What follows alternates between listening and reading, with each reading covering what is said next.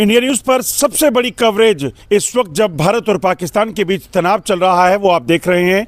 आज हम पहुंचे हैं प्लावाला सेक्टर के बटल इलाके में और ये जो इलाका है पाकिस्तान की धमकियों से डरता नहीं है और ये जो इलाका है ये वो है जिसने पाकिस्तान की तरफ से 1947 से लेकर आज तक हर जंग को देखा है, हर फायरिंग को देखा है, मगर फिर भी इसी तरह ही से ये लोग जो हैं यहाँ डटे रहे। ये हैं सरहद का लाइन ऑफ कंट्रोल का आखिरी गांव और छोटे छोटे बच्चे आप देखेंगे इस आंगन में खेल रहे हैं और वहीं यहाँ से 1 किलोमीटर की दूर पाकिस्तान के कब्जे वाले कश्मीर में वहाँ के गांव को खाली करवा दिया गया है। इनमें ये हौसला क्यों है, कैसे आया, वो आपको बताने की कोशिश करता हूँ। हम पहुँचे हैं इस वक्त प्लावाला सेक्टर के ही इस इलाके में। पहले एक तस्वीर आपको वो दिखाता हूँ। जैसे जैसे सामने अगर आप देखेंगे तो ये जो रिज दिख रही है ये रिज दरअसल लाइन ऑफ कंट्रोल के उस इलाके की है जहाँ पर पाकिस्तान के कई बंकर हैं, पाकिस्तानी सेना के कई ठिकाने हैं और इन गांव के भीतर ये जो आप रिज देख रहे हैं ये दरअसल पाकिस्तान के कब्जे वाला कश्मीर है जिसकी दूरी यहाँ से सिर्फ और सिर्फ 1 किलोमीटर की है। यानी कि वहाँ से अगर गोली भी चलती है तो इन लोगों को, इन घरों को नुकसान होता है। मैं आपको दिखाऊंगा आखिरकार यहाँ जब पाकिस्तान के लोग भाग चुके हैं यहाँ के लोगों में आखिर इतनी जो है ये इतने बेहतर क्यों हैं, इतना डरे क्यों नहीं हैं। उसकी वजह है ये बंकर, एक ये है एक घर में, दूसरा वो ये बंकर दरअसल सरकार ने तब बनाए जब पाकिस्तान की तरफ से लगातार युद्ध विराम का उल्लंघन किया गया। इन बंकर्स को बनाकर सरकार ने बॉर्डर पर लाइन ऑफ कंट्रोल पर रहने वाले लोगों को मजबूती दी। मजबूती इस चीज़ के लिए कि वो कम से कम जब सरहद पर फायरिंग हो, एलओसी पर पाकिस्तान फायरिंग करे तो इनकी जान बच सके। अंदर से भी आपको दिखाने की कोशिश करता हूं क्योंकि यहाँ पर इस वक्त मैं पहुँचा तो यहाँ इस बंकर को साफ़ सफाई का काम चल रहा था क्योंकि लंबे समय से यहाँ फायरिंग बंद थी, शांति थी, तो इन लोगों को कहीं ना कहीं राहत जो है वो मिल रही थी। ये तस्वीरें जो आप देख रहे हैं ये हैं एलओसी पर आखिरी गांव पे बने बंकर की और इन बंकर्स की तस्वीरों के साथ साथ इनसे बात भी करूंगा।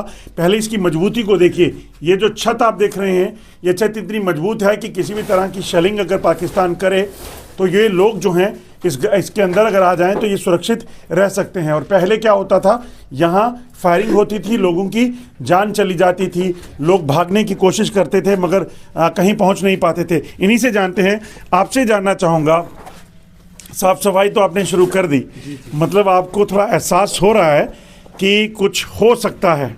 हाँ, हो भी सकता है, लेकिन ये हमें दिया गया है, गवर्नमेंट ने बनाया है हमें लिए, इसलिए जूझ करने के लिए तो कंप्लीट तो तैयार करेंगे। थोड़ा बहुत हो भी सकता है कि तनाव चलते हुए श्रीनगर की जो गड़बड़ी हुई है उसकी तहत जो दोनों देशों के बीच तनाव चल रहा है, हो सकता है हमें कोई थोड़ा दिन इसमें गुजारना पड़े। अच्छा, मतलब भागेंगे नहीं इस बार? भागना तो बहुत बार भाग चुके हैं लेकिन इस बार नहीं भागेंगे, इस बार यहीं रहेंगे, यहीं डट कर रहेंगे, यहीं डट कर रहेंगे। देखिए इससे फ़ायदा क्या होता है, दरअसल अगर सेना सरहद पर लड़ रही है, बॉर्डर पर लड़ रही है और उसके पीछे अगर जिन लोगों की सुरक्षा के लिए वो लड़ रहे हैं, जिनकी ज़मीनों की सुरक्षा के लिए, तो अगर वो लोग खड़े हों तो ताकत यकीनन उनकी भी और बढ़ती है, हौसला बढ़ जाता है।